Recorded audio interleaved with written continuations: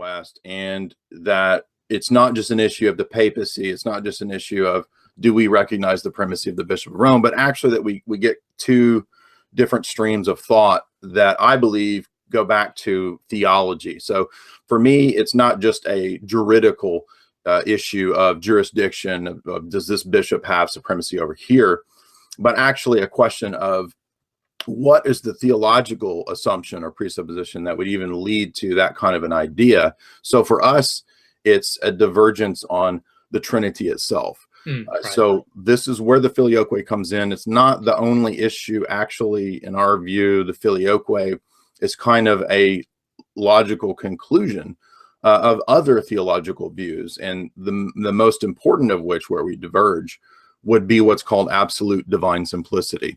Right. And in the Roman Catholic view, and I've got my Denzinger and my Thomas Aquinas here, they're very specific about the radical nature of this claim and this view in Roman dogma. So it's not just an opinion, it's not just a debated thing, it's actually a dogmatic position that essentially the starting point for Roman Catholic theology in terms of God is that there's one essence that is absolutely simple without any real distinctions or differentiations within that essence.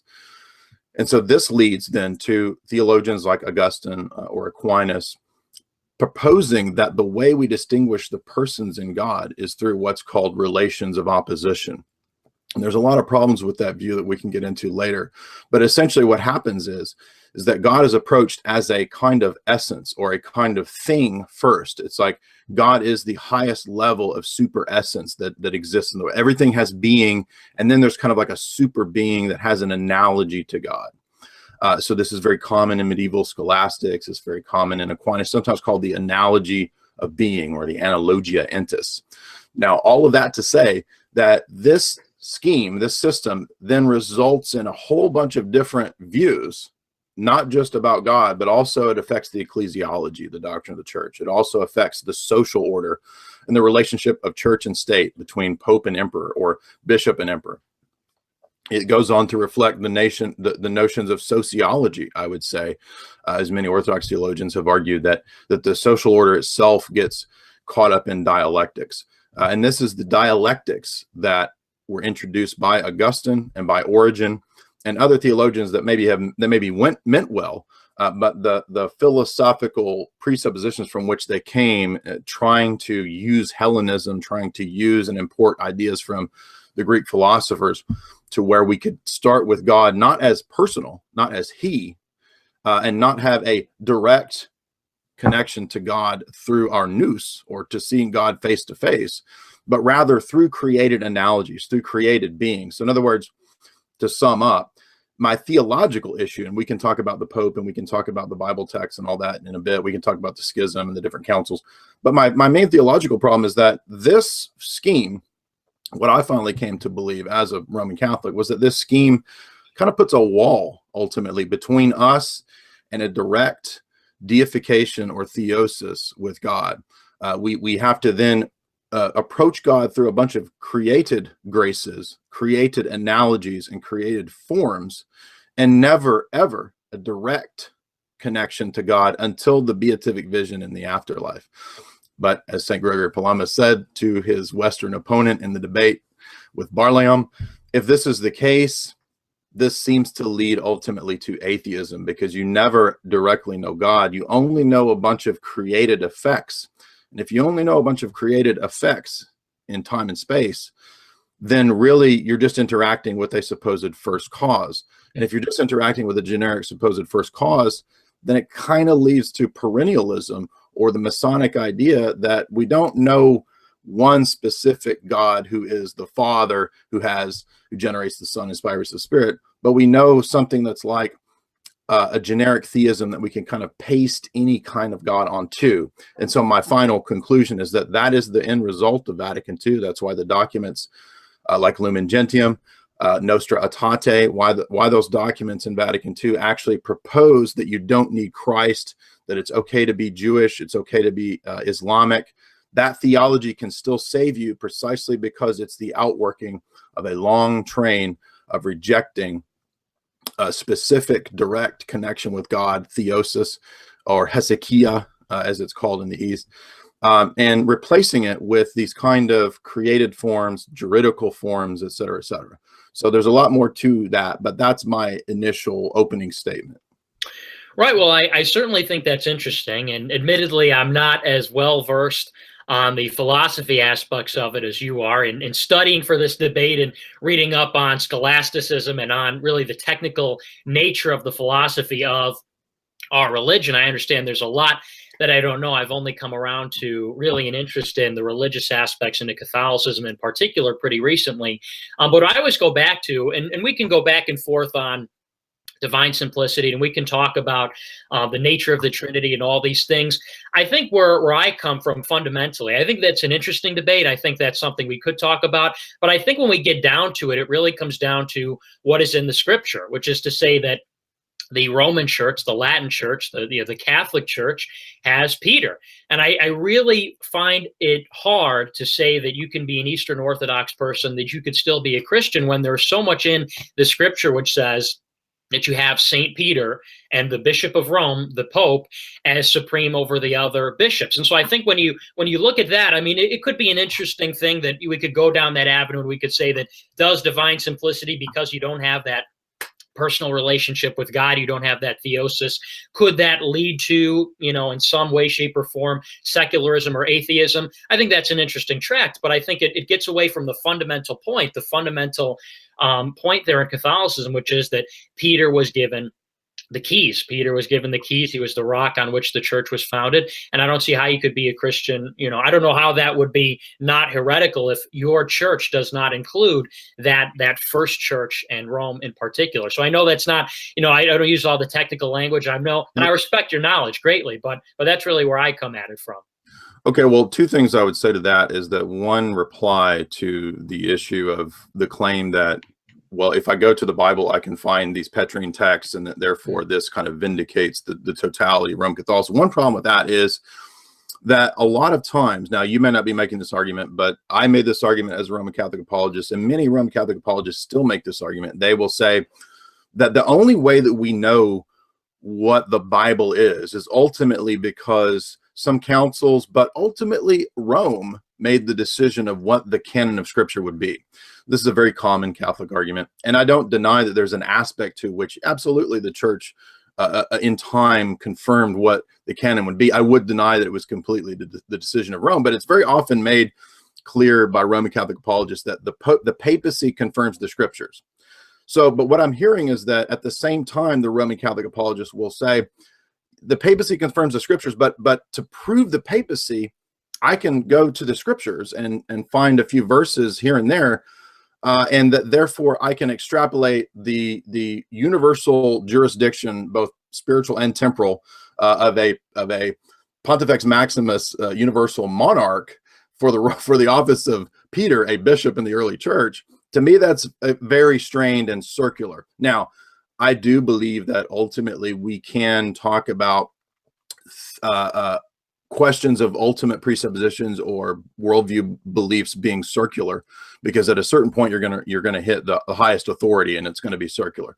But the problem is that in Roman Catholic theology and epistemology, they have a view that's called classical foundationalism. Now, this is a term that's given later in time, but it's essentially the idea that you can't have circular arguments. You have to have a kind of a foundation, and then a self-evident maxim, and then you kind of build on that, and then you build on that, and then you build on that. So for most Catholic theologians, it's been things like the law of non-contradiction, or this kind of thing. A equals A, modus ponens. These are self-evident maxims, and then we can build our system on top of that. So what I'm saying is that the problem with that view, Nick, is that there's you can't on the one hand have the Pope being the reason that we know what books make up the canon, and at the same time going to the canon of Scripture and saying that this is what justifies the universal jurisdiction of the Bishop of Rome. So, and one other point to your argument is that Peter was in Antioch, and so if I attend an Antiochian Orthodox church, that descends from Peter. Mm-hmm. So in other words, there's not in our position, there's not any specific reason why Rome has a universal jurisdictional primacy beyond it just being having a lot of honor. And in fact, when you read the ecumenical councils, we would absolutely agree with the Petrine see being given primacy in terms of what's called Peter was called the coryphaeus of the apostles, the mouthpiece of the apostles in the Greek tradition. So, but we don't believe that that necessarily means that he has like this universal jurisdiction over all of the church, precisely because when you read the book of Acts, you don't see that. You see Peter going to the council in Jerusalem in Acts 15, and it's James that presides at that council because it's in Jerusalem, and James is the bishop of Jerusalem. We see Paul rebuking Peter. We see Peter basically submitting to the decisions of the council in Jerusalem. And so my final point would just be, look, if the Petrine position of Vatican I was literally what the scriptures taught, then why don't we see that process and that modus operandi actually happening in scripture? We don't see that. We see conciliarism. We see, let's have a council, let's get together, and because the whole church has the fullness of the Spirit. The whole church has the mind of Christ. It's not just one bishop that has that. The whole church has it. They have the fullness in the Eucharist. Therefore, we don't need a supreme Pontifex Maximus. And the fact that the Orthodox Church has continued to exist after the schism with plenty of people shows we don't need that. It's not necessary. If it was absolutely necessary, why didn't we just completely obliterate, like the Protestants, into a million schisms? Well, I mean, to answer the first point, I'm not making the argument that you argued in the first point, that because the Catholic Church decided what was canon, I'm not making that argument. I'm making the argument based on scripture that Peter was given this primacy, he was given this authority. So for the first point, I'm not really going to answer that because that's not really my position. But to the second point, and sort of to answer that last part, just because it's the most fresh, you say, why in terms of orthodoxy are we not fragmented into a number of different churches and everything? Well, I think it kind of is it not? I mean, you have the Greek Orthodox Church, you have the Russian Orthodox Church. I mean, there really isn't, if you go in the phone book, you can look, and there are a number of different Orthodox sects, whereas, Catholic Church, you just have one, right? Okay, but that's a little bit of a slippery slope here, because first of all, the Orthodox Church operates the same way that the church operated for the first millennium. So there were always national churches. Anytime the apostles went out, when they converted people, what they would do is they would translate the scriptures and the liturgy into the vernacular. And that's why you have these historic churches going all the way back to these nations. Now, it wasn't always a whole nation, but eventually over time, under the imperium, you would have, for example, at an ecumenical council, the bishops of the various nations would meet and make decisions. They would debate, so forth and so on. So the fact that there are vernacular local liturgies, and even the Roman Catholic Church accepts 16 different vernacular liturgies as part of her liturgy, shows that just saying, well, because there's a Russian Orthodox Church and because there's a Greek Orthodox Church, that doesn't mean that there's necessarily a split or division, because Roman Catholicism has that as well. Secondly, I would say there have always been disagreements and dissensions in the church. You see this in the book of Acts. You see this all throughout the first millennium of the church. So dissensions and divisions and a whole nation even going into schism, that's all throughout the councils. But I would just repeat the words of Pope Benedict Ratzinger in Introduction to Christianity, where he says for the first millennium of the church, they operated in a conciliar fashion and not according to the Vatican I papal monarchy position. So even at Vatican II, you've had this recognition, and I'm not a fan of Vatican II. I think it was ultimately kind of a dismantling of the Western tradition, which is sad. But I'm saying you have this tacit agreement that, oh, we need more collegiality, we need more conciliarism, because maybe we went too far with our ultramontane position at Vatican I. But again, to your first point, you in that argument may not have argued that we know the canon because of the papacy. But this is almost always the Roman Catholic apologist position. And as far as I know, I've never heard a Roman Catholic apologist deny that they know what the canon is because of the papacy's final decision. I mean, don't you believe that it was the magisterium of the church that decided, in your view, that decided what the canon of scripture was? Yes, but I mean, that's not the argument that I'm making to advance the, the general issue. I mean, that may be an argument that Okay. has been made. I probably believe that, but I don't know if that's, I think we're kind of gish galloping here a little bit away from. No, I'm asking you a question of authority. Which is something. Well, no, but wait, but I mean, I started out from my position, which was the reason that I'm a Catholic is because the scripture gives this authority to Peter. It gives authority specifically to the church in Rome. And you answer with, well, there's this argument about canon. I don't think that's a very strong argument because I can't answer this contest. But I can talk about, for example, you talk about how, the papacy operated differently in the first millennium, and actually it was more of a conciliar approach, and that's actually not true. To get to the fundamental point, and we could go back and forth about whether or not having a Russian and a Greek and all these other different Orthodox churches in the United States and all operating with a certain degree of autonomy that is not present in the Catholic Church. To get to the fundamental point of that, which is, did the first millennium, was it operating under the more Roman type, or was it operating in the more autonomous Eastern type? It was clear.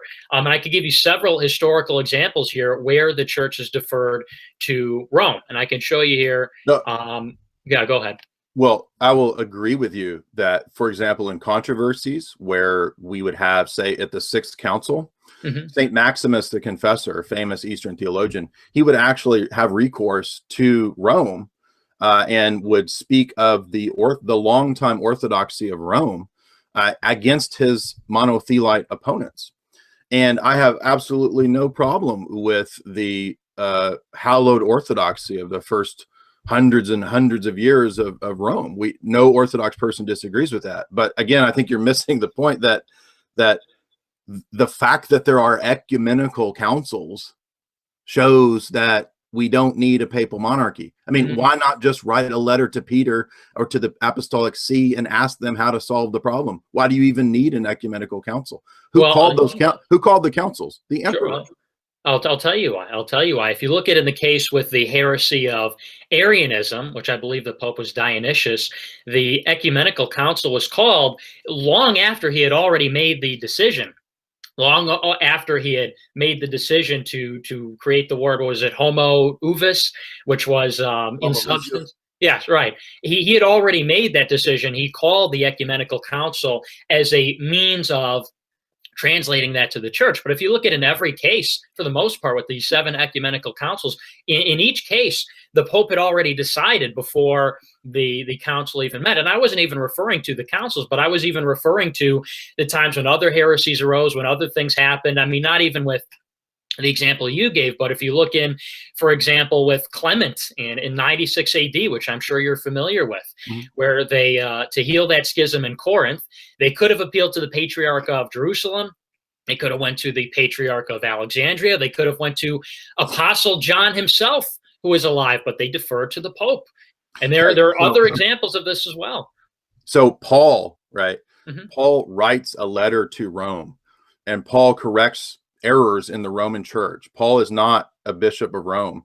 But Paul writes letters to the Roman church, and he corrects errors, and he even threatens the Roman church.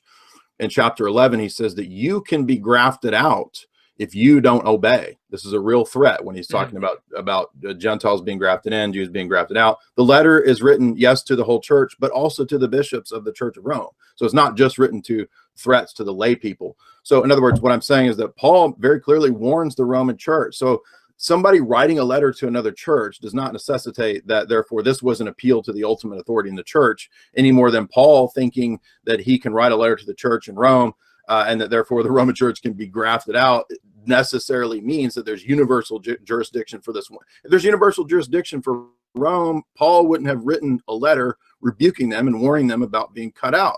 Secondly, no, every ecumenical council was called by the emperor. No pope called an ecumenical council. The popes and their legates were the first to sign it, yes, because that is, again, the position of the coryphaeus of the apostles, the mouthpiece of the apostles. And that's our view of how Peter is treated.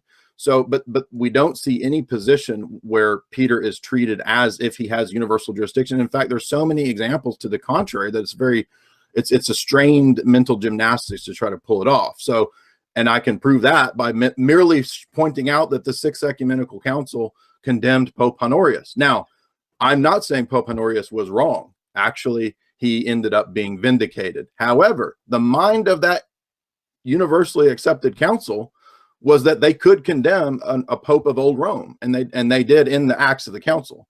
So that shows you that their mindset was not Vatican I papal monarchy. But Jay, who interprets the results of the councils and who executes the results of the councils? In every Okay. case, it is the Pope. You just admitted my point about the canon and the Petrine text. I did. So your ultimate authority is the papal office, but originally you appealed to the scriptures to prove the papal office. So I'm asking you if which one of these is the way that you prove it, right? And in your worldview, in the Thomistic worldview, the classical traditional Catholic worldview, you're not supposed to have circular arguments.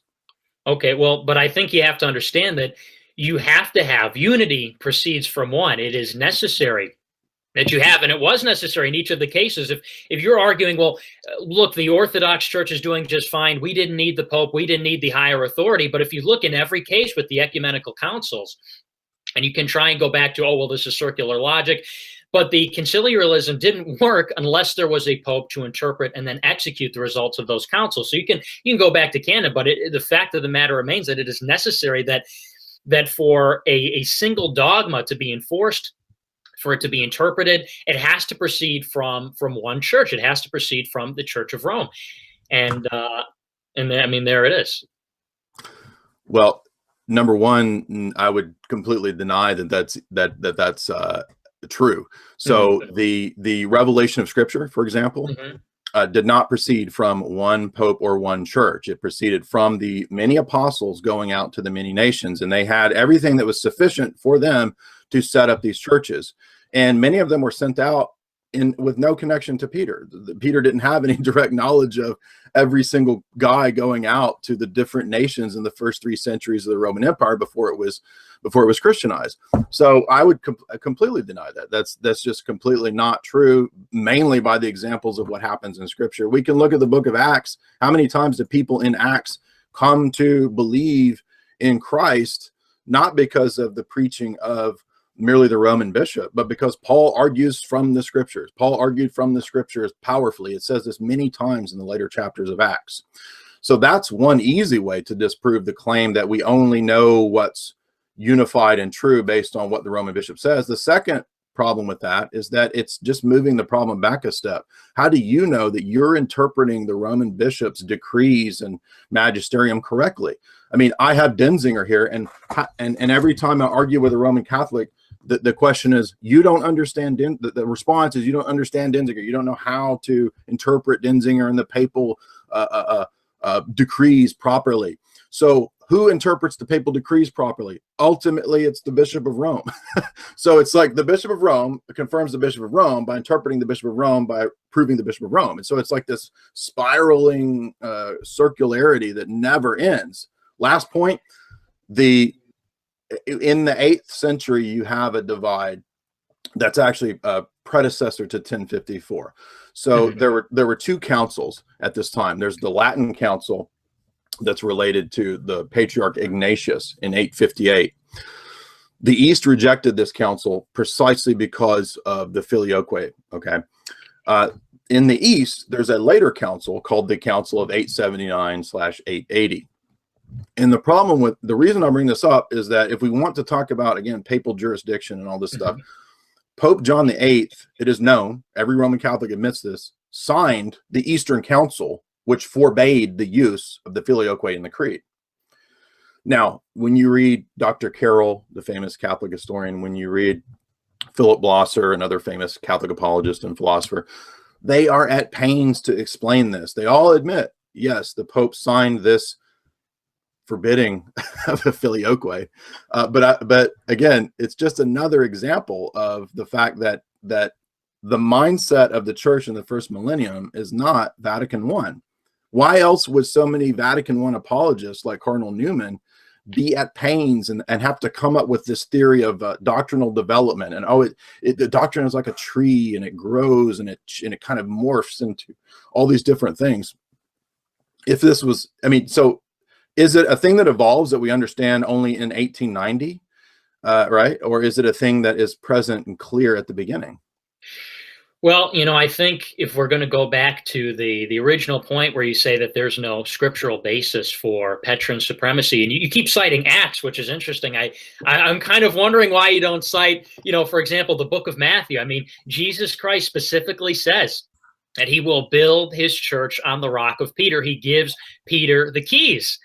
And again, you keep saying, oh, well, this, Paul was able to advocate, and there's this, it's not deriving from just Peter. It's not deriving from just Rome, but the other apostles were there and they were spreading the gospel as well. But it was specifically said, I don't know how you can continue to discount the fact that Jesus Christ said, I will found my church on you, on Peter. And he gave him the keys. And he even says in Revelations that the chosen one has the keys. I mean, this goes back to David, and the one who say, hold on. Go ahead. The one who has wait. Actually, okay. Can I finish? Because I'll let you go on a little bit. Sure. And also people might say, oh, well, he was referring to the local church when he talked about the building the church on the rock, which was Peter. People say, oh, maybe this was the local church. This was the church of Jerusalem, which of course can't be true because James was the head of the church of Jerusalem. So when Jesus Christ said, I'm building my church on the rock, which is Peter, and Peter's name, of course, is a pun for the rock. I mean, this is clearly, I think it's hard to deny that Jesus is saying that would be the church. And you could go into Acts as well. Where Peter is the first one to perform a miracle in the church age. He was the first one to preach the gospel in the church age. He was the first one to refute heresy. He was the first man to raise a man from the dead. He exercised his power to bind and loose by allowing Gentiles into the church. And even though the other apostles, they initially were reluctant to accept this, they eventually did. Peter is the dominant personality out of all the apostles. He's spoken of 191 times. All the other apostles combined 130 times. And to get to the early church age, you say, oh, well, this was not how it went. It was not Vatican I, so to speak. But you can go to many church fathers in the days of the early church who all confirm this. There's actually not a single testimony in the days of the early church from the church fathers which denies the primacy of Rome. I mean, you could go to Patriarch Saint Menace of Constantinople, who said, we follow and obey the apostolic throne. We are in communion with those with whom it is in communion, and we condemn those with whom it condemns. You could go to Metropolitan Sergius of Cyprus, who says, O holy head, Christ our God hath destined by apostolic see to be an immovable foundation and a pillar of the faith. For thou art, as the divine word truly saith, Peter, and on thee as a foundation stone have the pillars of the church been fixed. And there are you could go for hours citing the early church fathers who affirmed the primacy of Rome, but you cannot find a single one who rejects it. So again, okay. I think there's a lot of evidence that's being left out here. Okay, so I'm familiar with the kind of throwing out machine gun katina approach of quotations. I used to do the same thing. The first thing is in regard to Peter, actually many of the church fathers do debate the meaning of Matthew 16. So they don't all say that it was specifically Peter, and I don't have a problem with it being a pun on his name, because any of these arguments is 100% night and day removed from the arguments made, for example, in the Galatian or the papal decretals. So if you're familiar with this is a later concoction that was all about the temporal power and supremacy of the Roman bishop over all monarchs in the world, so forth and so on. This eventually led to unum sanctum, the medieval no salvation outside the church dogmatic decree. So none of this is anywhere closely connected to universal temporal supremacy of a single bishop. Now, everything that you've said about Peter is true of all the apostles. Now, again, being the mouthpiece of the apostles is not a universal supremacy. That's two totally different things, right? So, for example, Jesus at the end of John breathes on all the apostles, and he says, whoever sins you remit, they are remitted. Whoever sins you retain, they're retained. The very thing that he said to Peter, he gave to all of them. He didn't tell Peter, breathe your breath on them because it comes from me to you to them. He breathed directly on all of them. And Peter absolutely is the leader of the apostles in the early church. And since he's the one that you're saying, he established the church in Antioch. I agree that he has set up the apostolic see. Does Antioch have Petrine papal supremacy? No, but Peter established it.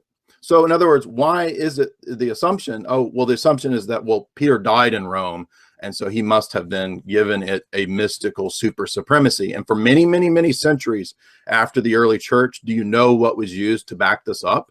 What? It was the papal decretals. And the papal decretals are universally admitted to be forgeries. The Vatican admits they are forgeries. They're not real, because they obviously, the church in the 1st and 2nd century was not writing about the Roman bishop having temporal supremacy. That's preposterous, because they were still being persecuted by the millions by the Roman emperors.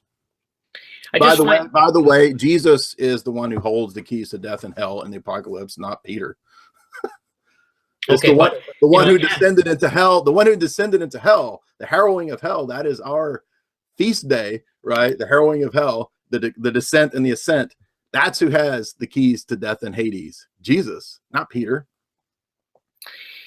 Here, let me try and find the specific quotation here that I was referring to in Revelations, because I don't have it here in front of me. Here, he says in Revelations 3:7, he says, "Fear not, I am the first and the last and the living one. I died, and behold, I am alive forevermore. I have the keys of death and Hades." He says, "The words of the Holy One, who has the keys of David, who opens and no one shall shut, who shuts and no one opens." And he's referring, of course, to the royal keys he presented to Peter and Matthew. And you can say, oh, well, you know, he breathed out all the apostles. Everybody knows. I've never heard this argument. This is new to me. So, but it's Jesus speaking to the 7 churches in every one of those letters. It's not Peter. Okay, but then why did he give the keys to Peter? Why did he say that Peter is the rock on which he founds the church? I don't understand how you discount the importance here of Peter. Wait, are you arguing that, well, Peter he's the dominant personality, he gets the keys, he's the rock on which the church is built, but that is merely of a symbolic, like, first among equals head at the table? I just said that he gave the same power of remitting sins to the entire group of the apostles. So look, 2 things. But is this arbitrary that he's he's always named first? It's the disciples and Peter. He gets the keys. Is that just simply an arbitrary distinction? I mean, what would be the purpose of that? Peter is rewarded in Matthew 16 because it's the first time that anybody confesses that he's divine. So up until that time, throughout the Gospels, the apostles and even John the Baptist had been in doubt. They were like, "Is he a prophet? Who is he?" And then Peter is the first to make the divine confession. So it's not the man Peter. It is Peter and his confession, and it's deified Peter that is, you could say, a foundation stone of the church. When you read the Apocalypse, the New Jerusalem, it's a big new temple that's a big chunk block built on all of the names of the apostles. They're all there. Right. So it's not like there's only Peter and then all the other little apostles are stacked up on top of him like Cubert or something. It's a giant New Jerusalem temple with each foundation stone being the names of the apostles. So what is contained traditionally, this is across the board, Orthodox and Roman Catholics have always admitted that the promise of this text is 2 things. It's jurisdiction and it's spiritual. It's like a bishop having jurisdiction, and it's the ability to remit and retain sins. That's the office of the keys. This is what bishops have always done, and priests or presbyters as their helpers. So the East and West agree on that. Now, all I'm saying is that Jesus says the exact same thing to all of the apostles. He says in the Gospels, he says that when I enter into my kingdom, he says, you will all sit on 12 thrones judging the 12 tribes of Israel. And that's always been interpreted as the authority of the apostles to judge the various churches. And again, we don't deny that there is, as the East has always said, the coryphaeus of the apostles, the mouthpiece of the apostles. And that's fine. And that's why many of the quotes that you're referring to, for example, if there is a controversy in the church, And a lot of those controversies were in the East. There were a lot of heresies in the East. Nestorius was the patriarch of Constantinople. That you would have Eastern the bishops that were correct believing would appeal to Rome. Okay, but appealing to Rome is not being they're not appealing to Rome just on the basis of the fact that that's because Peter was there one time.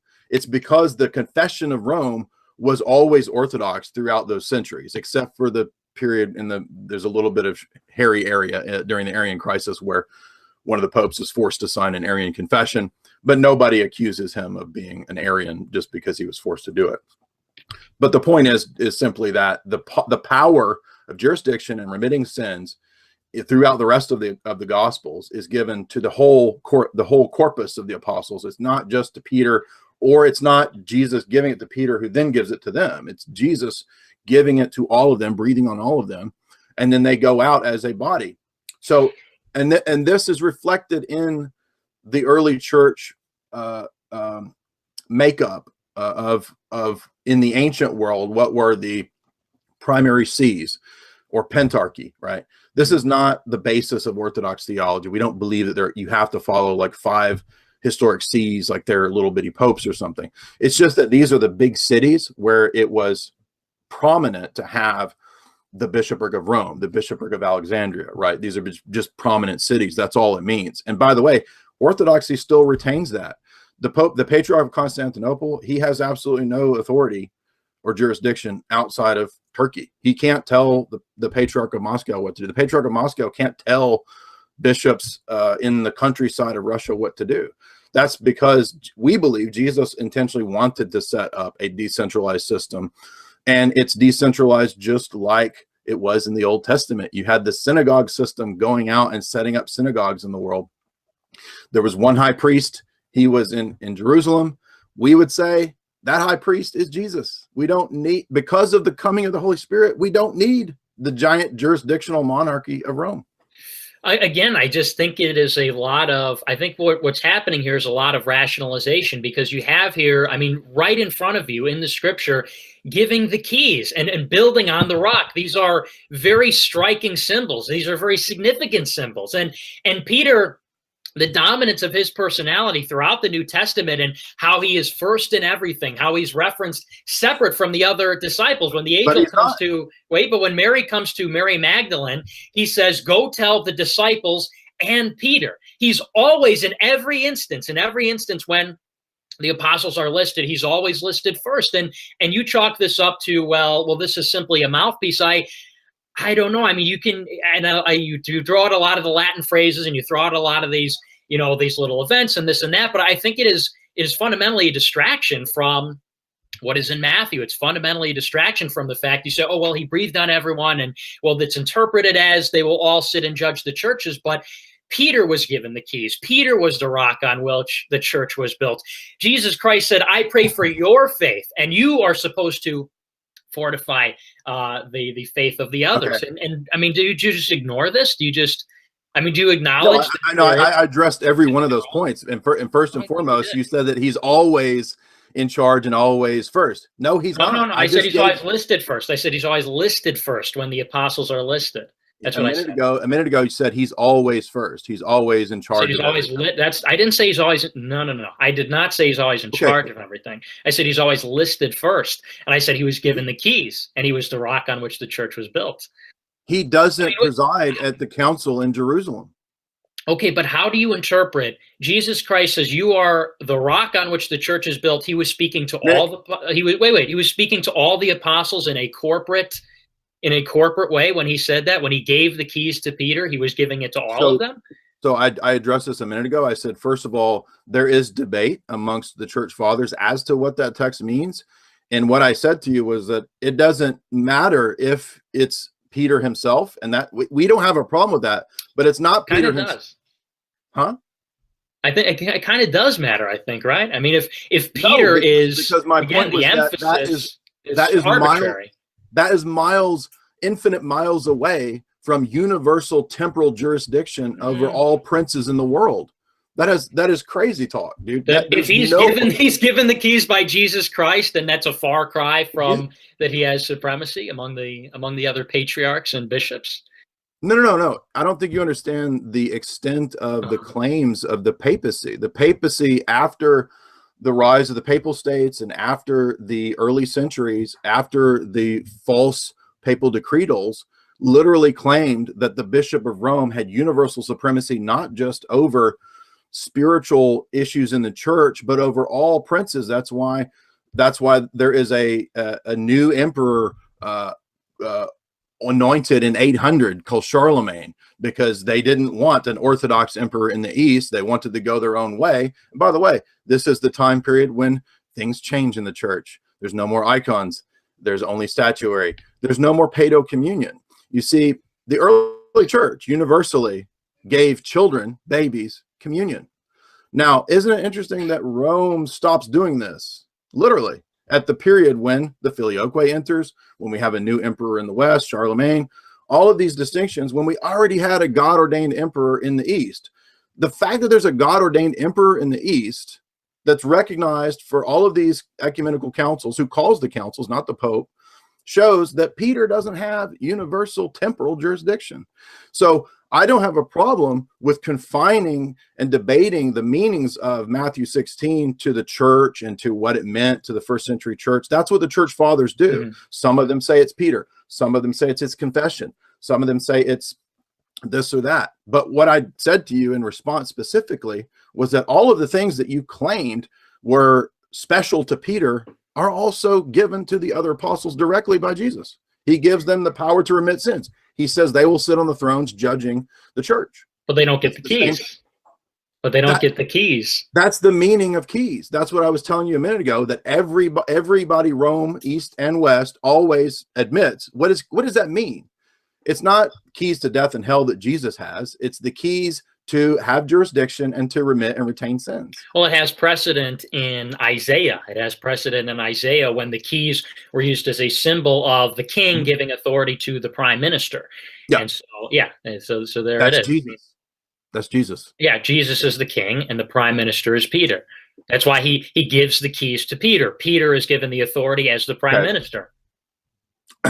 If that's the case, then what happens is, and this happened in the history of the church, then local bishops are eventually viewed as lacking something, right? So in other words, you can be at a church in Ephesus or whatever, and you can have the Eucharist, but it's not the Church of Rome where Peter was. And so therefore what you eventually get, and this is in Unum Sanctum, the papal decree actually says that Peter and the Petrine office, because of this prime minister view, it actually has a superior special super union with Jesus beyond what any of the other bishops say.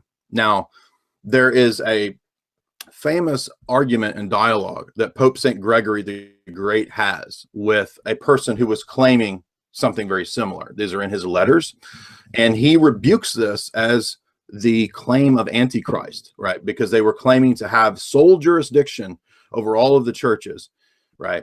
And negating the real jurisdiction that other bishops had. So what I'm saying is that this has played itself out in church history, and even a great pope like Pope St. Gregory the Great rebuked the idea in his letters, very well known. And I'm not making the Protestant argument that this means that there's no such thing as bishops. The Protestants go crazy with this. It's a dumb argument, but it does prove the point that obviously Pope St. Gregory the Great didn't, Gregory the Dialogist, that he's called in the East, he didn't view this as temporal supremacy over all princes and so forth. That's okay. Crazy. So then why are you trying to force me to defend that as temporal supremacy then? If the great Pope says it's not temporal supremacy, then why are you, do you understand where I'm coming from? If the Catholic great Pope Roman Catholic theology eventually dogmatized that it is. That it is temporal, or that it is not Absolutely. Temporal? Okay. Well, again, I don't understand how you can look at the keys being given and and again, going back to Matthew with the keys, that just bears no significance for you. What did the keys represent, if not jurisdiction as the prime minister over the church? As I just gave you, I just told you twice what it meant. Oh, well, what is it? Okay. There's a lot in there. Every time you give me an answer, we go all over the place. So can you tell me in a very direct way? Yeah, very direct. Okay, so historically, right, Both East and West, Okay. as far as I'm aware, and all the church fathers here, I've never seen this disputed. You have the discussion of what jurisdiction or the keys is. Right. This gets heavily debated in later medieval Catholic theology, where they debate exactly whether or not you can attend a schismatic mass, whether or not you can attend a bishop's church who has no jurisdiction. And so the loss of keys means loss of jurisdiction. This all gets debated in Roman Catholic canon law. So what I'm saying is that there's not really a whole lot of debate as to what exactly having the office of the keys means. And as far as I'm aware, it's always explained to be the power of jurisdiction over your area, and the power to remit and retain sins. And then, of course, the power to perform sacraments later will be added onto that. And throughout the book of Acts, that when the apostles and so forth go out and they do chrismations. Now, so as far as I'm aware, that's always been what's conceived of as the meaning of keys. It's usually described or referred to in terms of jurisdiction. So absolutely, I never denied that Peter was given the keys. No Orthodox person has ever denied that. I didn't say you did. I didn't say you denied it. I think you deny or maybe deflect from the significance of that. No. See, what you're doing is that you're reading into this. This is what every Roman Catholic apologist does. That he reads into this. Interesting. All of the Roman Catholic, all of these. Well, you're a Roman Catholic apologist, right? Yeah, for 10 years. Yeah. Yeah. Is this what I mean? What I'm having trouble being convinced that Peter is the dominant force in the New Testament. I've been saying this over and over, and I ask for this direct answer, and you tell me, oh, well, people kind of agree that it actually just means jurisdiction over your area, which I don't even believe that, because there are so many examples here in the days of the early church where the Bishop of Rome, where the church in Rome is deferred to when it shouldn't have been. When, if what you're saying is true, it should have not been the case. Like I said in the example with the schism in Corinth, where if it was just all the apostles have jurisdiction, why didn't they go to St. John, who was closer to Corinth than Rome was, than the Bishop of Rome? But they deferred to him anyway. In the 2nd century, Pope Victor I excommunicated a number of Eastern churches, and nobody even doubted his authority to do that. Why was the Bishop of Rome able to threaten to excommunicate all these different Eastern churches unless they ceased their heresies? And nobody even questioned his authority to do that.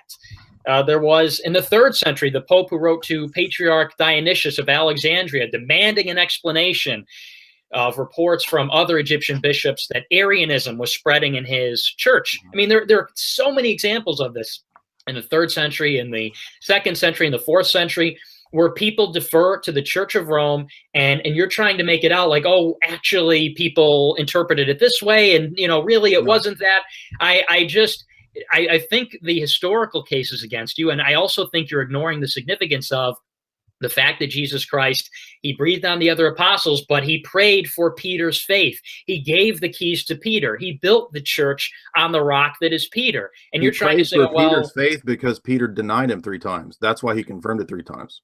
Right. Okay. But he confirmed it 3 times for Peter, and you are trying to say that's okay, but where do you get from this 3 times? Yeah, go ahead. Where do you get from this to infallibility and universal temporal supremacy? Like, how none of these texts, nobody in their right mind could go from that to that. And that's what became Roman Catholic dogma. And I'm saying that shows that something is way off here. This is not right. And it's not just, let me go back to the church fathers and find this quote and that quote, this quote about how important Peter was. Nobody denies the importance of Peter. What's denied is universal supremacy. And there's no argument for that. And if you go to the church fathers appealing to Rome, it's absolutely, you can absolutely appeal to preeminent bishoprics when they're Orthodox. The same thing happens throughout the church. You will have appeals to the Pope of Alexandria called Saint Athanasius. He was the Pope. That's a title of big metropolitan bishoprics or sees. The Pope in Alexandria, Saint Athanasius, condemned powerfully all of these heresies. the book of the Apocalypse is only in the Bible because St. Athanasius convinced people in Rome that it should be in the Bible. Well, he convinced, but he convinced people in Rome. And but was it people outside of Rome who put it in the Bible, or is it people who convinced the people in Rome to put it in, and the people in Rome put it in the Bible? You have it this weird way. You're not listening. You're not listening. So so there were a lot of churches that already used this. Right. And nobody denies that there is a primacy, a kind of honor given to old Rome. That's in all honor. I don't think it. I think it's true. Again, it's not. If you're trying to compare, why would there be ecumenical councils? All you have to do is appeal to they use it. They use it as a device. They use it. It doesn't say that. Why would you even do that? Well, because that is one of the temporal ways that the Pope would have his decision on these matters be spread and be decided on it. An ecumenical council, you have to look at it in terms of it pragmatically, not as though the ecumenical council. Well, you were arguing a minute ago that the best pragmatic way was to just listen to what Clement said to Corinth. No, and I said that was an example. No. I said that was an example of when people deferred to the Pope. But sometimes a Pope, the ecumenical council is useful for the Pope to have bishops come and they discuss. But in every case, in every ecumenical council, the Pope had already made the decision before the ecumenical council, and after the ecumenical council, the Pope was the one who interpreted it and executed it. But again, to the existence of councils, the popes did not call any councils. No pope called a council. Yeah, no, but they said, okay, you're getting into technicalities here. But the point being, well, who called Vatican I? Well, of course, it's not the Pope, it's the Emperor, but it's the Pope that signs on to it. Who called Vatican technicalities? Who? That's not a technicality. That's a completely it is a technical. Who called it? The Pope. Okay, but again, you're going back to a technicality. This technicality shows that universal temporal supremacy is not true. No, wrong. Because again, you're trying to say that the mere existence of a council is proof that the council is what determines what is true and what is not true. No, I'm saying that's not the argument. The argument is that ecumenical councils shows that the Vatican I view of the papacy is not true. And that's why Ratzinger says that the first millennium of the church didn't have the papal monarchy view of Vatican I. But then why is it that nobody questioned the authority of the Pope to intercede in every one of these affairs whenever there was some kind of a schismatic? I just gave you examples of rejections. No, you didn't give me examples of rejections. You gave me examples where people persuaded the Pope to exercise their jurisdiction over the other churches. I gave you an example of St. Athanasius convincing Rome that this book to put the book in the Bible. But ultimately, who executed that Nick, needed to be persuaded. Nick, there were already churches for hundreds of years that had been using different canons. Okay, so I'm not saying that because St. Athanasius convinced Rome to convince Rome to put the Apocalypse in the canon, that's why the whole world has the Apocalypse. There were already churches using the Apocalypse. Okay, but I think I'm saying, no, you're not listening. You're not listening. What I'm saying is that there was a superior theologian named St. Athanasius, who was the Pope of Alexandria. The bishops of Alexandria are still called that. And he showed the Roman bishop where he was incorrect because they were going to, in their jurisdiction, remove the Apocalypse. Okay, but again, I think the language betrays the fact that the bishop in Alexandria was not the executor of who put what in the Bible. He had to persuade. It's a very different thing. No. It's a very different thing. Hey, I let you finish. It's a very different thing to say. It's a very different thing to say that people came to the Bishop of Rome in many instances, whether it was a schism in Corinth, whether it was a bishop who was not vacating the episcopal residence, whether it was in the instance where, who was it? Let me pull it up here.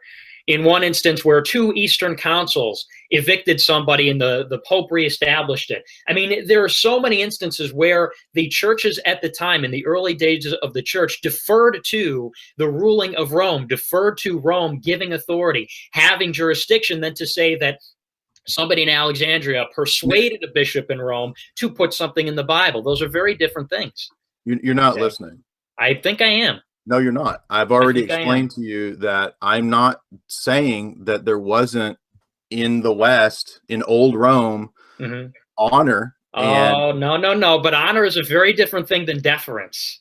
Honor is a very different thing. Honor is a very different thing than universal temporal supremacy. Right. Okay. But what are you executing? Are you executing honor? Are you executing honor when people defer to your bishop, to the successor of Peter, over a living apostle? Is that honor, or is that primacy? Nick, our bishops are successors of Peter. He established the church in Antioch. Everyone knows this. Okay, yeah, but then he established the church in Rome. Why did they go to? What? Okay, but why did they go to Rome and not Antioch? They did go to Antioch. So what I'm trying to explain to you is that listen, the way that the early church functioned was that it had a pentarchy. It had there were heretics in the pentarchy, correct? Absolutely. Okay, and guess then what? how can that function? Then how can that function? How can that be the church over which the gates of hell cannot prevail if you have heretics in the pentarchy? That is a preposterous argument, because because our view of the church is not that you have to follow these 5 bishoprics. In fact, at one point, the Arian crisis, there were only a handful of bishops that were still Orthodox. So Athanasius, for example. So listen, any one of these, or all 5 of those patriarchates could fall into heresy, and we know this because throughout the history of the church, every one of them at some point did, and even Rome was accused of heresy at the 6th Council. Accused, and that's an ecumenical council. Accused, but were they ever heretics? It doesn't matter, because the mind of the matters. It so matters. Listen, the mind of the church at that ecumenical council was not that this guy could never fail. But again, the church is a very different thing being accused of a heresy than committing a heresy. If you are appealing, if you are appealing to the pentarchy, if you are appealing, dude, you don't understand. I'm not appealing to pentarchy. Then why'd you bring it up? I'm explaining a fact of how the early church operated. Okay, but it did not operate in this way. People did not appeal to these different churches the way that they did with Rome. They deferred to Rome. Have you read the apostolic canons? Everybody in their jurisdiction appeals to their bishop. That's a no-brainer. When it comes to a schism, when it comes to a heresy, when it comes to somebody who needs to be evicted, when it comes to somebody who's been wrongly evicted, in each of these cases, each of these cases. This happened constantly. You think that the whole world, this is so stupid. You think that the whole world literally appealed to Rome in every case? Well, no, I think in the case of Clement, they appealed to the Bishop of Rome. They didn't appeal to him. Why did they appeal? Okay, but why did they not go to a living apostle, to John the Apostle himself? Okay, why did they go to Rome? This is a terrible argument. First of all, we don't know exactly the date of John's death. I mean, okay, well, disprove it. Don't tell me it's a terrible argument. Disprove it. John was on the island of Patmos. Do you even know what you're talking about? Which at the time in 96 AD, he was closer to Corinth than was the Bishop of Rome. Exiled to an island. Look, even if it's not the Apostle John, why didn't they go to the Patriarch of Alexandria then? If it was the Pentarch system, why didn't they go to the Patriarch of Alexandria? Nick, everybody admits that there's a Pentarchy. I already said in the first hour, that's not a Roman Catholic version in Orthodoxy. Like, we don't appeal to these 5 people. Okay. I'm just saying. But then why was it Rome? Why was it Rome and not Alexandria? Listen to me. I've been listening.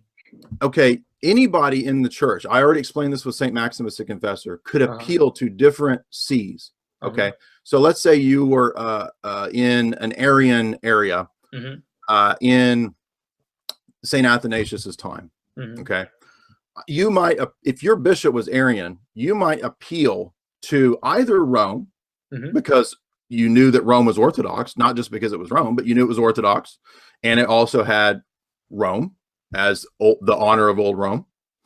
Or you might appeal to Alexandria, to St. Athanasius, because you knew that those 2 places did not teach Arianism. So the appeal is not based on juridical authority. The appeal is based on correct doctrine. You know that they're not Arian. So all I'm saying is, it was arbitrary. That you're saying it's because they were. I just said it was based on correct doctrine. That's not arbitrary. Right. Well, but I mean, in terms of which church that was correct on doctrine, it's what you would listen. Correct. It's arbitrary that they chose Rome, right? No. Then why did they choose Rome? But wait. If there are multiple churches that are not Arian, why did they go to Rome? Why did they? It was an arbitrary choice. Once they looked at, once they figured out, okay, Rome is correct on doctrine, and let's say this other church is correct on doctrine, that they chose Rome over that other church that was correct on doctrine. You're saying, well, they went to Rome, and any other church which is correct on doctrine because it's correct. But why did they? You're saying after you've decided it's correct, then why Rome? Then it's just an arbitrary, well, they're all correct. These ones are correct. Let's pick that one. No, I didn't say it was arbitrary. The Pentarchy, because of honor. Will you let me talk? Okay, go ahead. The Pentarchy system is not arbitrary. It arose precisely because I'm trying to explain it to you what the Pentarchy system is. Okay, go ahead. It arose in the first 4 centuries because of prominent cities, and there might be different reasons why those cities were prominent. So Alexandria at this time was prominent because of it being Egypt, because of it being having a large library, rumors of that large library, right? It was a big metropolitan area, and so these kinds of churches would gain a lot of power. They would gain a lot of status over time, and that's why, for example, when Constantinople was built, it became New Rome. Now, I'm not saying that the Patriarchal Constantinople is our version of a pope. I'm not saying that the Pentarchy system is 5 little popes. I'm not saying that. All I'm telling you is an observation of how the early church arose, and this is not debated. Okay, so when there's a large heresy that spreads, and this happens many times, and it could spread in the East or the West. If you were in an area where you didn't have access to a correct believing bishop, you would probably appeal to any places that were prominent and that had a lot of prestige and that had a reputation for orthodoxy. And that would be Old Rome. It might be Alexandria. It might be Antioch. It might be any of these places. And that's what you see in the councils. The councils will list Old Rome, New Rome, and they will give new titles to people. This is how the Pentarchy system developed. It's from the ecumenical councils. They give titles.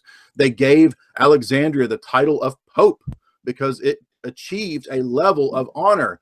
Nobody believed that any of those places had the ability to tell the entire church what they had to do. And the fact, I've given you probably 20 examples that shows that that's the case. So what you've done is give me a bunch of examples where people appealed to an Orthodox Pope when they were persecuted by heretics. And I've already admitted that in the first hour. Not people, churches.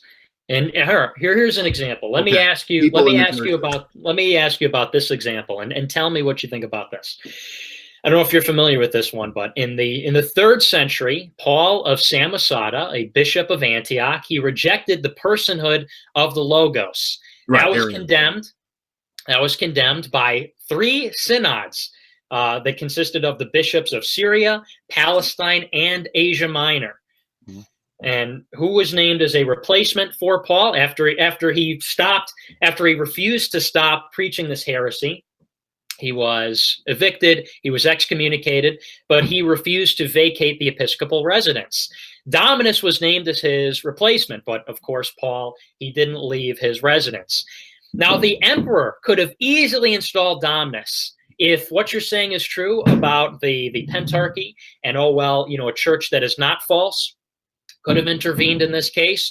Instead of the bishop of Syria, instead of the bishop of Palestine, instead of the bishop of Asia Minor, all 3 together, or the emperor, who did they appeal to? Who did the emperor go to ask who should be the next patriarch? They went to the bishop of Rome, and the bishop of Rome installed Dominus as the patriarch. So why is it then if actually the emperor has the authority, or actually every pope that is preaching good doctrine are appealed to in the age of the early church, why was it in this instance that they went to Rome?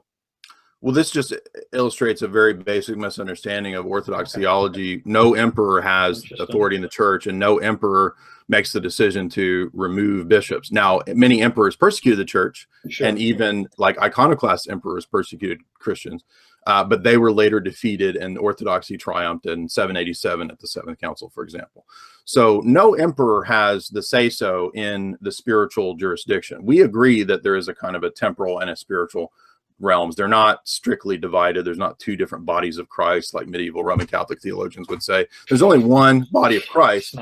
Nice snipe there, but go ahead. There's only one body of Christ. And so in other words, a decentralized system that will appeal to patriarchates that had primacy is something that we still see today in Orthodoxy. So for example, if somebody in Russia— You're not answering the question.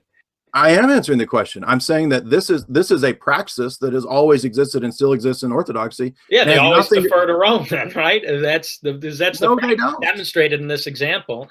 Did the Sixth Council defer to Rome when they condemned the Pope? No, but we're not talking about. We're talking about this specific. You said example. they always defer to Rome. They don't always defer to Rome. No. We're talking in this example. Why did the Bishop of Syria? Why did none of these people? Why were they not able to do it, but they had to go to Rome? Okay, I said a minute ago, during the Arian crisis, a large portion of the empire— Okay, but why? Okay, but Syria and Palestine and Asia Minor all recognized that this was a heresy. They were the ones that excommunicated Paul Samosata. So why did they not? Why did they not replace him? Why did they not have all three of them? They were the ones that excommunicated the guy. Why were they not the ones to replace him? Why were they not the ones to go in there? If you're saying, oh, well, it's any church, why did they have to go to Rome to name the successor and to install him? Because I already told you that nobody denies the place of honor. The place of honor. That's a stretch, Jay. The place of honor. That's the wording of the councils for the old Rome. No, but to say that that's simply a place of honor instead of jurisdiction, I think is a pretty generous interpretation of honor. I mean, that's jurisdiction. If there's deference. That's why I can explain things like the council condemning the Pope, and you can't. Well, I'm not familiar with that particular example, but in this example, you cannot explain.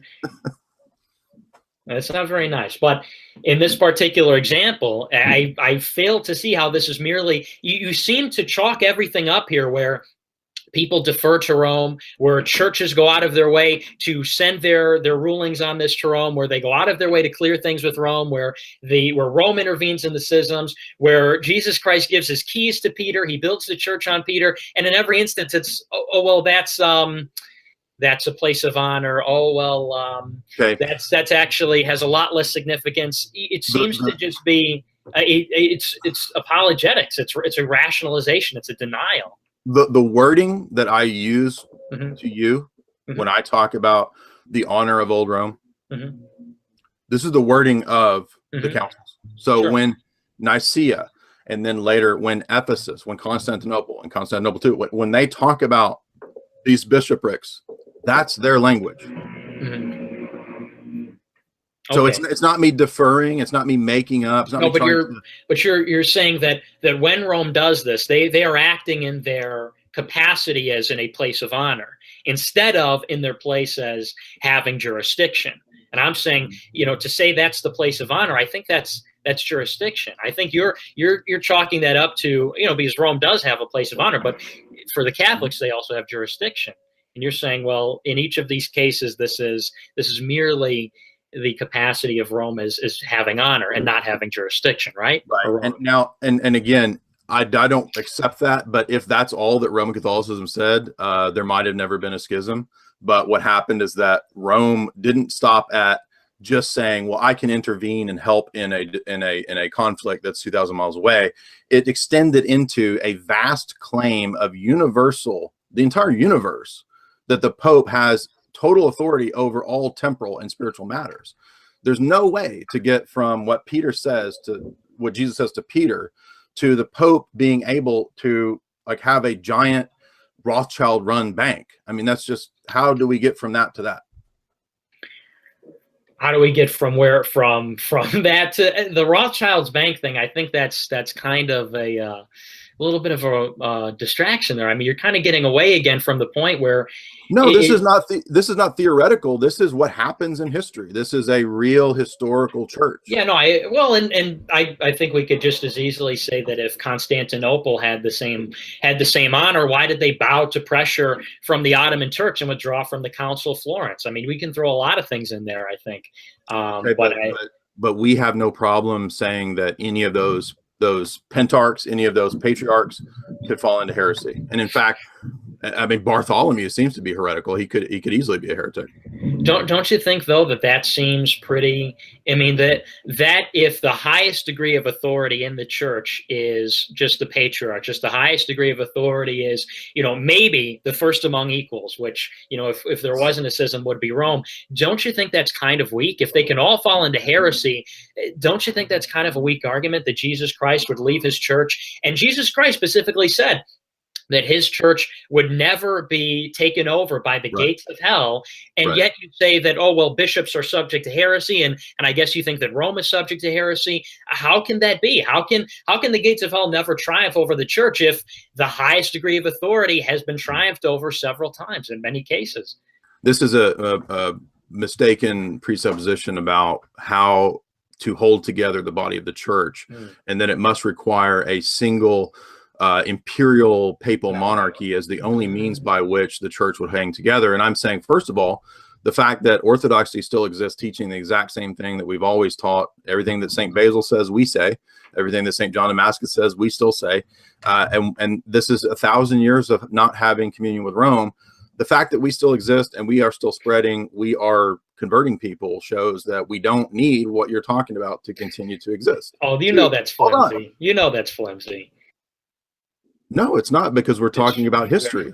Well, no, and here's why it's flimsy, because you're saying, oh, well, our church isn't, our church is doing just fine. I mean, that's not really the arbiter of true or not. If there's a systemic problem that the highest this level, is a constant argument that Roman Catholics make, that there's no way to continue with the unity of the church without the Bishop of Rome. And I'm saying there's no way you could know that it's, there's no way that you could know that what you're saying is the truth if you don't have an infallibility, if you don't have a pope. If they could fall into heresy, I already addressed this. Who's to say that your patriarchs are not heretical? Who's to say that they will never not become all heretical? Right. This is a basic epistemological misunderstanding that Roman Catholics have, where they move the problem back a step. Charming. Okay, Nick. So within Roman Catholicism, there are, within what is claimed to be, there's the SSPX, there's the FSSP, there are liberals like Hans Küng, there are the neoconservatives of Vatican II, there's the Sedevacantists. So all of these people claim that they have real Catholicism. Sure. So, and every one of them will say, we read the papal decrees correctly. So all we've done is move the problem back a step by saying that we have the Pope and that's how we know for sure. How do you as an individual know for sure that you are interpreting the Pope's decrees correctly? Because we know from the priest. We know from the priest and the bishops and the cardinals, and they all proceed from the Pope. They all proceed from the, but the Pope's dogma is infallible, and the bishops and the cardinals are tasked with carrying it out. I mean, if you get down to it, outside of the, what? Why is this funny? That's circular. It's not. I'm asking you how you know. You said you know from a fallible guy who's a priest, because he got it from the Pope who's infallible. Yeah, sure. So and the Pope chain is a circular nonsense. But I can read what the Pope has said. I can read so now it's you as an individual reading, and see, that's my argument, is that it's funny how you have to. I can know truth directly. You have to become a positivist essentially, and you have to reject, like, well, Pete. Well, technically, we don't really know anything. Do you see the kind of? I mean, I argue constantly.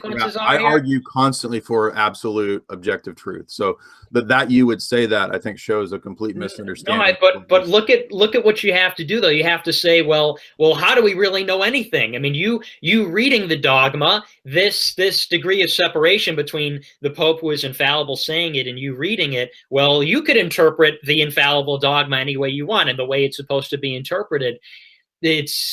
I don't know. I just think it's kind of a disingenuous tactic. That's all. I mean, an objective truth, that seems a little disingenuous. Okay, but objective truth is different from saying that an argument for the existence of objective truth is different from basic empiricism. So Roman Catholic Thomistic theology is a kind of naive empiricism, where they say that what you just read the papal document, and if you're honest, you'll come away with what's true. But I mean, this is not what happens in praxis. There's all of these different groups who read the papal documents, and there's a lot of disagreement in Roman Catholicism. There's disagreement in Orthodoxy. I'm not denying there's disagreement, but to think that what I'm saying means that there's no absolute truth is a bit crazy. Well, I mean, it's also kind of this. Yeah, go ahead. We believe that individuals who participate in Christ, that we have participation in the Logos. So we have a direct perception of the things of God in the world, of the truths of God. We don't have to go through a bunch of mediators. That doesn't mean that there's no church. The fact that Christ became incarnate shows us the need for the church. But Roman Catholicism's basic empirical answer to how to solve all the problems by saying that, well, we just go with what that guy says over there, that just moves the problem back a step, because the question is not, can we have a empirical juridical office over here that tells everybody what to do? You're asking a question of how do we know what's true? And I'm saying that you can never escape the individual knowing what's true. Otherwise, you wouldn't be a Roman Catholic. How do people convert to Roman Catholicism if they don't study and learn these things on their own individually, led by the Spirit, obviously? And if they do, then you already admit you don't have to have a single bishop of Rome. Well, I like how you say so that guy over there said it. You know, earlier when we started, you said, "Oh, how could that guy say, oh, some guy was just the president or the secretary of state?" And now you're saying, oh, because that guy over there said it, you know, the Bishop of Rome, the successor to St. Peter. That's not an arbitrary, this is not a trivial, you know, when he puts out his dogma. The Bishop of Antioch is the successor to Peter. And this is more disingenuousness. This is not an arbitrary thing that the Bishop of Rome is saying something. And again, it is. And how long have we been at this here? We've been at this for about an hour, going in circles, where you say, well, you know, these examples don't really count, and well, founding on the rock and him getting the keys. I never said that. I gave you a reply to everything you said. No, it doesn't really count. And well, you know, look at this. And again, you bring it over. You say, oh, well, Catholics don't actually have absolute truth. They can't really trust the Pope because, well, there's SSPX and there are other people that break away. There's modernists and traditionalists. You say you're infallible. How do you know that you read the papal documents right? I said the Pope is infallible. And to compare SSPX, with the autonomous different churches of Orthodoxy on a systemic level is disingenuous, because what you hold in the Orthodox Church is that, well, you know, one guy, the Russian Orthodox Church and the Greek Orthodox Church, they are autonomous, and neither of them are infallible. If the bishop in Rome says something is true and the bishop in Greece disagrees, well, you know, that'll just have to stand, I guess, into an ecumenical council, and then, you know, the council will decide basically by a majority, and then that'll be the case. But that's a far cry. Saying that nobody has authority is a far cry from saying that, you know, somebody has authority, but it can be misinterpreted, or, you know, a priest could misinterpret. You know, there's a bishop in Germany just this week who said, oh, actually, priests can marry homosexuals. And everybody in the Catholic Church said, no, you're wrong. We do not have the autonomy to do that kind of a thing. Our authority comes from Rome. And so that you would try and make that argument, I think just highlights how disingenuous you have to be to compare and contrast. Oh, well, SSPX doesn't recognize the divine authority of the Pope, and that's the same as nobody having divine authority. Those are very different things. Can't you acknowledge that? I never said nobody has divine authority. Bishops have divine authority. Councils have divine authority. The Bible has divine authority. Interesting. Well, I mean, how do you know then? How do you know who's interpreting one correct, or if somebody else is interpreting it correct? You're not understanding the epistemological argument. It's very simple, okay? I'm saying that you have two options here. We can either say there's an empirical external thing that we can appeal to and interpret, and maybe we get it right, maybe we don't. Or we have a direct connection to what's true. And every Roman Catholic apologist, as you've done throughout this debate, exemplifies this constant circularity of how they know what's true. At first, it was appealing to the Bible for the Petrine text. That's how you know Peter is true. Now it's the only way that we know absolute truth is what Peter says. So you in this debate have exemplified that dialectic, that constant circularity that I've been pointing out the whole time. Because you have to go outside for truth. You have to go outside for truth. At a certain point, I mean, do you think that, and it's specifically in terms of God and in affairs where, you know, the human intellect is not even capable of fully understanding, do you think it can rely on this alone, that maybe this patriarch gets it right, or maybe the ecumenical council gets it right? I mean, we say at a certain point that the buck has to stop somewhere. I don't think that happens in Orthodoxy. Right. All throughout this debate, what we've seen is, on your part, a doubt of the kind of church that I'm talking about. I think that's fair. And that rests on a misunderstanding of what we say about man's anthropology, God, and what the church is. So for us, the church is the body, the icon of Christ. It has the fullness, everything necessary in the local church. There's nothing that's needed outside of it, because if it didn't have it in the local church, then what is the point of going to the Eucharist and being a part of the body of Christ in the local church if it's lacking? Jesus didn't set up a church to be universal that's lacking. So we believe that man has a body, a soul, and a nous. That is a faculty by which God made him. Paul talks about body, soul, and spirit, this tripartite view, that God gave us this faculty for knowing him. The way that we come to know him is not just like a Platonic thing where I sit and I meditate or something like that. You have to be joined to the body of the church, absolutely. So there is a juridical aspect to the church, but there's not a juridical imperial aspect to the church. That's what we reject, and that's what's nowhere in the Bible, and that's why it's had to been propped up by papal decretals and forgeries like that to lead to unum sanctum and the Pope, you know, creating new emperors and so forth. Well, I have to listen. You. One last point on that. This is very, very, very crucial. So, as a Roman Catholic, what happens in the view of the world that you have is that you don't have a direct interaction and confrontation with Christ. And the way that you answered my questions shows that that presupposition is in your worldview, because you don't see how what I'm saying could allow for a church to hold together. Jesus, the Logos, is preeminent, and he is immanent in everything through his logoi. That means that he is in him we live and move and have our being, as Paul says. We don't need a human power source like super high priest to keep the church together, because Christ has the power to keep the church together. It's that simple. And how do we know what's true? But the only way to answer that question is by a direct contact with Christ. That's what Paul says. Paul says in 2 Corinthians that we see Christ face to face. We have a direct experience with God. It comes through the church, absolutely, but it's not a bunch of created forms and symbols that's postponed to the beatific vision. It sounds a lot like Protestantism. It's striking. I had a very similar discussion with a Protestant pretty recently, where they said, "Why do you need the church? Why do you need to go through the church? Why do you need to go through a priest to have a relationship with God? Why do you need to go to church at all to have a relationship with God?" I think, talk about slippery slopes. That sounds like, you said, why do we need a super bishop? Why do we need a super priest? It's because I think that kind of reliance, it kind of in the decentralized way that the Orthodox is, that reliance on this quote unquote personal relationship. I think Catholics do believe in a personal relationship with Christ, but we understand that it's mediated by a clergy, by somebody with authority. I think for somebody to define what is in the faith and what is not in the faith, you have to have authority. I mean, who's to say that if I never denied authority. I mean, we hold the councils to be authoritative. Well, yeah, and the councils are determined by bishops who you yourself said can be heretical. What if a bunch of heretical bishops get together, form a council, and they make a decision? Who's to say that's wrong? Who's to say that's right? They're simply the Robert Council of Ephesus already happened, and because the faithful know the faith, they knew to reject it.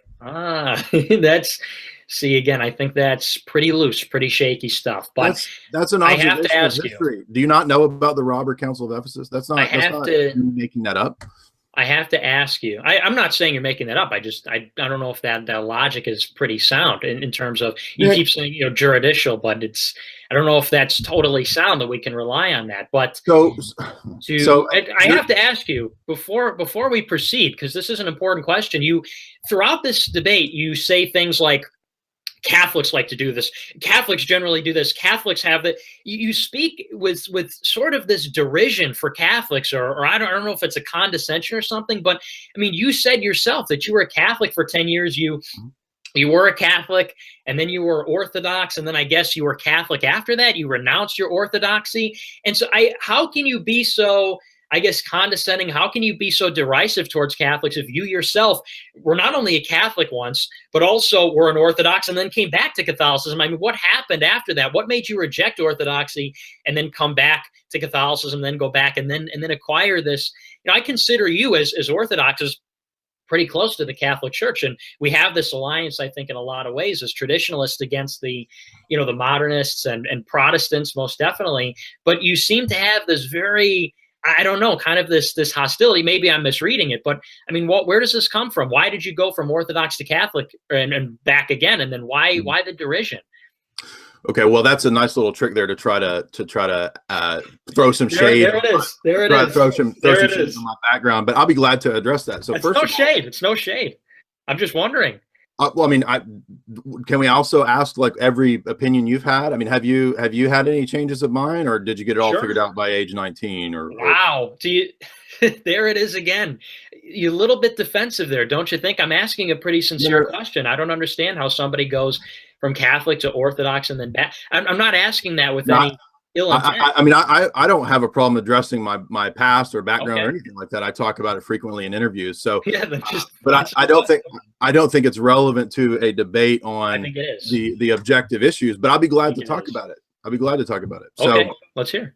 So the first point I would say is, yes, 10 years ago when I was a Roman Catholic and I was interested in monastic life and things like that, that's when I first got into Orthodoxy. And I had a lot of debates with Orthodox guys. I went to Roman Catholic apologists and had debates. I went to Dominicans and had debates. I actually dialogued with the Vatican's appointee for Eastern Affairs, who's actually the guy in charge of Eastern theology and liturgy. We had dialogue. I dialogued with Jim Lacautus, a lot of famous Roman Catholic apologists. So I spent about 2 years from about 2007, 8, 9, 10, where I was kind of really having a hard time with Uniate position, with Roman Catholic position. I was very, very dedicated to Thomism. And I didn't want to give up that system of Thomism. But I was also confronted with a lot of people who were former Thomists and people who were very intellectual and very well studied in Orthodoxy. So yes, I absolutely had a crisis period, and I went back and forth for a long time. And so basically I took a little time and stepped back. I focused on movies, I focused on my grad work, and then came back to the theological issues, got involved in the church again. And that was probably, I don't know, 4 years ago. So it took me about, I would say, a period of about 10 years to really chew on this and to really work through it for me. So the derision, I think, is a response to a lot of the smack talking that a lot of Catholics will do, but they won't ever come on and debate. So that's the derision, is that it's not directed personally at you. I mean, I'm not mad at you. I don't, but I don't, I feel like I'm debating myself when I was like, 20, and I'm not being a dickhead. Okay. No, I was just wondering because, and I wasn't asking that like to like call you on the curb, like, oh, like you're not sincere. I was just wondering because, I know you were a Catholic for a long time, so it was kind of weird, but I get that they don't debate, but yeah, anyway, moving on. One last point on that is that I think that for me, one of the other Trump arguments, Donald Trump arguments, will be the point that what was so hard for me ultimately was the documents and the teachings and the papal encyclicals after Vatican II. Now, ultimately, when I started reading a lot of the pre-Vatican II papal encyclicals, and I probably read 500 pages worth of those, I came away with just a constant inner struggle with how to try to reconcile the very clear statements in Vatican II, and you seem to say that the councils and the documents are clear. I felt that they were. I don't see how there's any possible way. And I've listened to all manner of Roman Catholic apologists trying to mesh and make sense of the documents of Vatican II, and how Nostra Aetate can say that we're united with the Zionists and with the Jews, and that Islam can also provide a way to heaven, and how that we don't need confessional Orthodox or Christian states anymore. So for me, there's so many things in Vatican II that are just so obviously a complete apostasy that I got to the point where I just could not defend it anymore. And in honesty, right? So for me, that's the end of the line. I mean, there's no way to accept the ecumenism of Vatican II. For example, the 28 encyclical of Pope Pius XI called Mortalium Animos. When you read down in that encyclical, and encyclicals in Roman Catholic theology are part of the ordinary magisterium, you can't reject them. Mm-hmm. In Mortalium Animos, he says that the kind of religious ecumenism where we're praying with all of the other religions, and we go into the mosque and pray like Benedict and Francis have done. When we go in the synagogue and we pray like Benedict and Francis and John Paul have done. When we do these actions, he says these are apostasy. He says this is an apostasy from the truth, and it teaches everybody indifferentism. Now, Roman Catholic canon law is very clear about what kinds of things constitute apostasy. In Roman Catholic moral theology and in canon law, it's a very specific sin, like schism or like heresy, that leads to certain conclusions, ipso facto, as it's called. So ipso facto excommunications in Roman Catholic theology result when a bishop or a layperson even does or teaches something explicitly heretical. For example, even the modern canon law will excommunicate a person who gets an abortion. And to be forgiven, technically, the bishop is supposed to be able to forgive the person upon confession and repentance and whatnot. So what I'm saying is that actually in canon law, it's the same thing for actions of apostasy. When we go to Aquinas and we look up in the moral theology as what constitutes apostasy, in the Summa, he says, if any Catholic were to pray at the tomb of Muhammad, that would be an action of apostasy. Apostasy as described in Alphonsus Liguori in his moral theology is very similar. He describes the kinds of actions that would be considered apostasy. So my point in all this is to say that traditional Catholic theology being so clear about what apostasy is, what schism is, what heresy is, there's no way that any honest person could follow John Paul, Paul VI, John the 23rd, any of these, especially Pope Francis, who just a couple weeks ago said we don't need confessional states anymore. That's not just errors. Those are absolute total heresies. You can't go and pray in synagogues. That's actually in the canons of the ancient councils. That's heresy. Like you're out of the church if you do this. And so for me, those people obviously don't represent traditional Christianity. Nobody ever would have thought you could do this until the flowering of Vatican II. So for me, it's just a no-brainer that that's obviously not the office of Peter. That's not, Jesus didn't command me to go submit to a guy who goes in synagogues and prays, and who goes to the mosque and pray, and who prays with pagans, and who receives Hindu markings on his head and these Hindu rituals that he participates in. Those guys aren't Christian. Mm-hmm. Yeah, no, and I certainly understand that. I get a lot of criticism for that on my show about Vatican II. And certainly there are a lot of things in there we're not wild about, especially the conduct of this Pope, even outside of the dogmatic stuff. I think what's most offensive is, just simply the conduct, like you said, the praying with the other people, and the washing of the African feet, and the political statements. But I think in many ways, that is a call for further faith in the church, and that we have to get the church through these things. This is the one holy Catholic apostolic church, and I think we got to commit to it. Certainly there have been times in the past where popes have done these kinds of things. There have been corrupt popes and popes that have sold indulgences and have tortured people. That's not apostasy.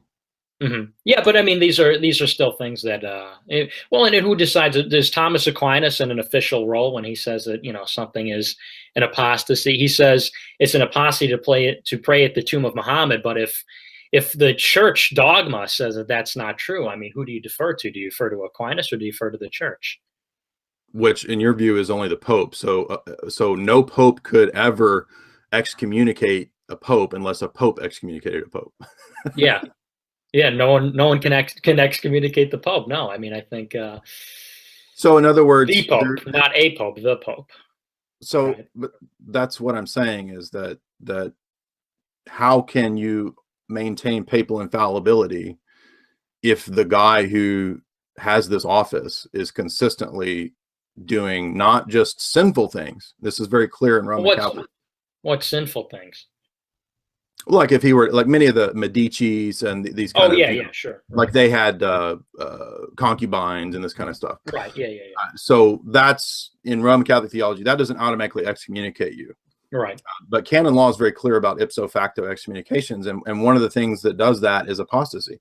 And I'm saying yes, actually, in Roman Catholic moral theology, apostasy is pretty clearly laid out. Now you're going to say, well, but who nobody has the authority to excommunicate the Bishop of Rome. That's true, and that's why that whole thing doesn't make sense to me. Like, why would Jesus command that I have to submit to a guy, not just who has concubines? I mean, there have been plenty of Eastern Orthodox people who sin. We're not talking about just sin, but specifically in canon law, a very clear sin that is mentioned, by the way, in Mystici Corporis, and it's also mentioned in Leo XIII's encyclicals, where he talks about what apostasy is. So if you want specific papal definitions of what apostasy is, you can read Mystici Corporis and you can read Leo XIII's encyclicals, because he will define that apostasy, schism, and heresy are sins that automatically excommunicate a person from the body. And how can any man be a head of that which he is not a member?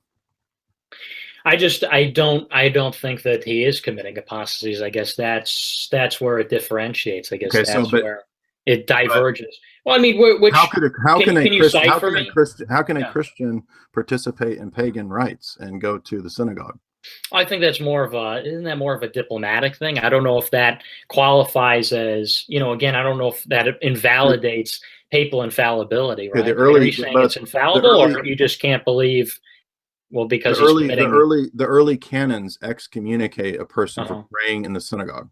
Yeah. Okay. And it's not that the building in itself is bad, or that the tables are evil. It's that the action itself signifies as a public act. Right. This is also distinguished in Roman Catholic moral theology: private actions, public actions, conscience, and so forth. So public acts by persons of authority carry much more weight and have much more significance. And that's why in Mortalium Animos, the papal encyclical from 1928 by Pius XI, when he says that these actions are apostasy, he says this because they teach indifferentism. And we cannot, no Catholic, he says, can in any way allow this kind of a thing. Yeah, again, I don't think that qualifies as total apostasy if they're out there doing that. I think it's called apostasy. It's a far cry between the Pope doing something which is a sin or an apostasy, and the Pope saying something which is putting something in dogma that is in error. People, I think it's very offensive. You don't have to say something in dogma to be excommunicated or to be in error. Yeah, no, I understand that. But okay, but are you hearing that Pius XI calls it apostasy? Yeah, I am hearing that. Yeah, I will. And now this Pope, I guess, is saying that it is an apostasy, right? In a de facto way, correct? If he's going out there and doing that. You don't believe in objective truth, so the Pope can actually determine. I'm not saying that. I'm not. Well, but the Pope didn't. But that was it put in dogma that's apostasy, or was that just what what he said? Papal encyclicals are considered ordinary magisterium. And it doesn't even have to be listed as dogma, because everybody. It just doesn't sound legitimate to me. I mean, has anybody informed the Pope that he was committing an apostasy? I mean, are you the one that's taken issue with this? So anybody who has a basic sense of what the Bible teaches, the New Testament, what the way that the church operated for the first 1,000 years, there's no way that you could come away thinking that I can go and participate in Hindu rites, and that I can have giant Assisi meetings with voodoo practitioners in the church, that I can cover the altar up where the Eucharist is to not offend the voodoo practitioners who are doing it in the church at Assisi 1. This is John Paul I, or John Paul II in 1986. There's no way nobody who's honest with themselves could ever justify that stuff as not being apostasy. You see, this is a very flimsy standard. You're saying, oh well, there's no way you can read all this stuff. Christianity, dude. This is the Ten Commandments. I understand. You shall have no other God. You can have, and nobody could say that you read the New Testament and you believe that the Medici popes are doing the right thing, right? We believe that the popes. I already explained that I'm not even talking about. By the way, no way would I accept the Avignon papacy, 3 different popes. That's crazy talk too. That's another thing we have to accept in Roman Catholicism, is like these guys living in giant palaces like this. No, Jesus didn't set Peter up to be the world emperor in a giant palace, to have a Vatican bank run by the Rothschilds since the 1700s. That's why Vatican II happened, by the way. That's why the papacy changed its position on usury, is because the Rothschilds are the Vatican bankers. This goes back to the Renaissance popes. Anyway, but again, I already made the distinction in Roman Catholic canon law between just sinning, mortal sins, and actions like schism, apostasy, and heresy. Yeah, again, I don't know if I buy that. I don't think that's very credible. I mean, you're making it out. Yeah. If you can't buy that, then there's a problem in the basics of Christianity for you, because the 10 Commandments say we can have no other gods. Yeah, no, and when they go, so tell me, when they go and they pray in the synagogues, do they pray to other gods? The way that the way that the councils, when they talk about forbidding praying in synagogues, it's not the point is not that. Okay, but you said thou shalt have no other God. So you're arguing kind of two different things here, right? If you're saying, well, it's in the 10 Commandments, you're saying, oh, well, now it's not a matter of, well, it doesn't matter if they pray to the God, but only if they pray in the place of worship. I'll make it clear. So when John Paul participates in like Hindu rites, that's other gods. Okay. So if you want to say that technically is the synagogue in some way still referencing God the Father, maybe you could make that argument. But actually on the stream last night, you were arguing that modern Pharisaic Judaism is not connected to the Old Testament Judaism. Yeah, no, but I'm not making the argument that I'm making the argument that if he's observing a rite or a ritual, is that a form of worship to another God? Is he worshiping another God? You made the claim that this was against the 10 Commandments. This is classic casuistry. This is where we're trying to say, well, I can bow before a Hindu god and receive the mark of the tilak on my head, and it's kind of, but if I direct my thoughts to Jesus, then the action that I'm doing is not really in obeisance to that God. No, this is crazy talk. You can't do that.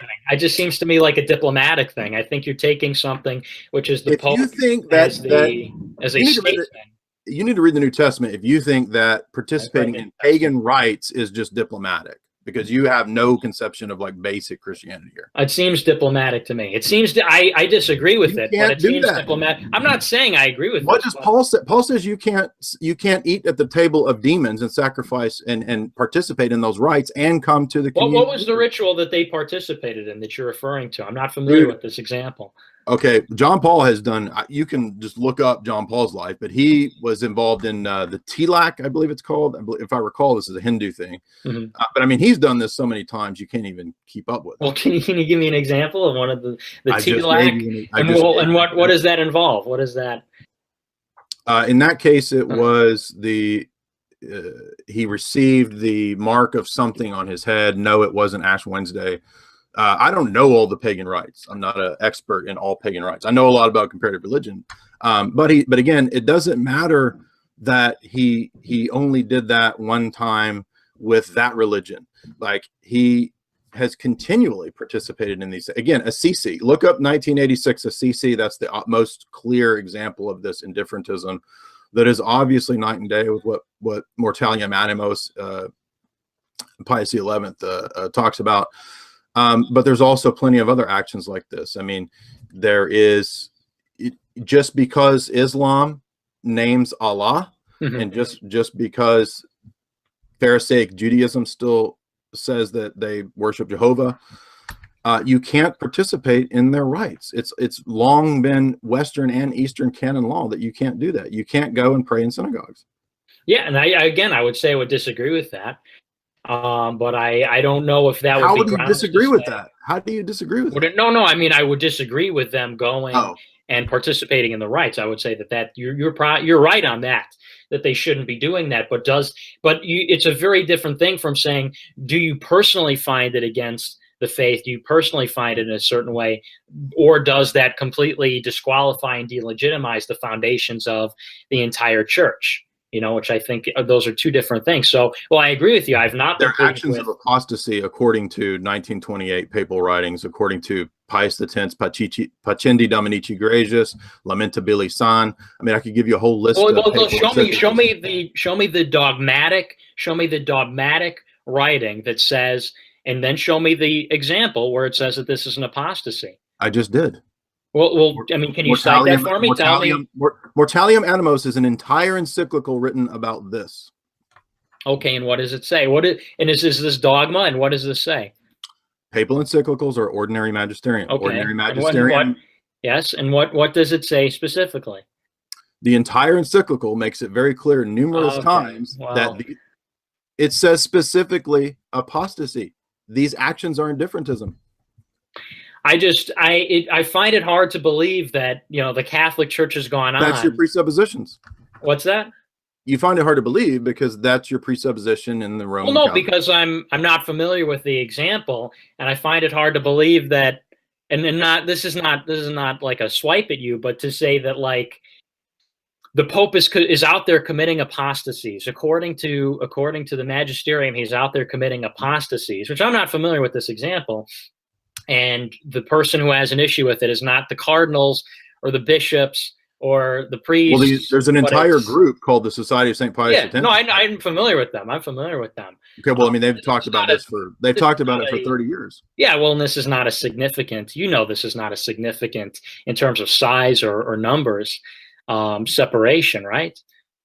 I don't personally care about the Society of St. Pius X. I'm just saying that they're a group of a million. You know what I'm saying here. They're a group of a million people who talk about it all the time and have for 30 or 40 years. Well, I'll have to look into this particular example, and we'll see if I'll look into this, and if I'm wrong, I will tweet about it. But if not, I'm not familiar with this, and I find it hard to believe, because if that's the case, then I will have to cast some aspersions. But okay, but we'll see.